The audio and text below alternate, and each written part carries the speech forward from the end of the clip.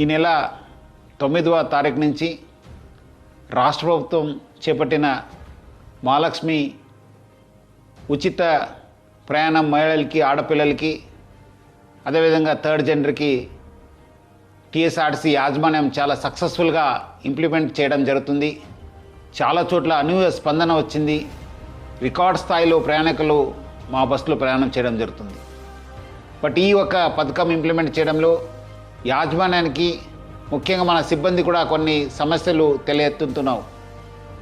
ముఖ్యంగా చాలామంది మహిళలు తక్కువ దూరంకి వెళ్ళే వాళ్ళు కూడా మన ఎక్స్ప్రెస్ బస్సులో ఎక్కి దూర ప్రాంతం వెళ్ళే ప్రయాణికులకి ఇబ్బంది కలిగించే విధంగా ప్రయాణం చేస్తున్నారు.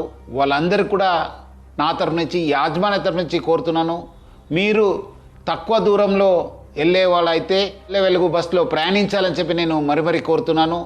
అదేవిధంగా కొంతమంది మహిళలు స్టేజ్ కాకుండా మధ్యలో, రోడ్ మధ్యలో ఆపడము, లేదంటే ఎక్కడ కావాలో అక్కడ ఆపండి అని చెప్పి అడుగుతున్నారు. దీనివల్ల కూడా చాలా దూర ప్రాంతంలో వెళ్ళే వాళ్ళు కూడా చాలా ఇబ్బంది కలుగుతుంది.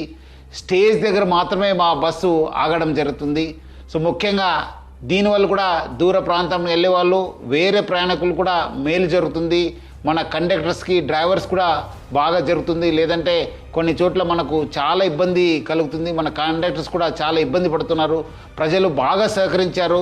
వాళ్ళందరూ కూడా నా తరఫు నుంచి, యాజమాన్య తరఫున కూడా ధన్యవాదాలు తెలుపుతున్నాను. వచ్చే రోజు కూడా ఈ ఒక స్కీమ్ని ఇంప్లిమెంట్ చేయడానికి మహిళలు, ఆడపిల్లలు, థర్డ్ జెండర్ వాళ్ళందరూ కూడా సహకరించాలని చెప్పి నేను మరీ యాజమాన్య తరఫు నుంచి అందరు కోరుతూ, మహిళా లోకానికి, ఆడపిల్లలకి, థర్డ్ జెండర్ అందరూ కూడా నేను యాజమాన్య తరఫు నుంచి కూడా సహకరించేందుకు పేరుగా ధన్యవాదాలు తెలుపుతున్నాను.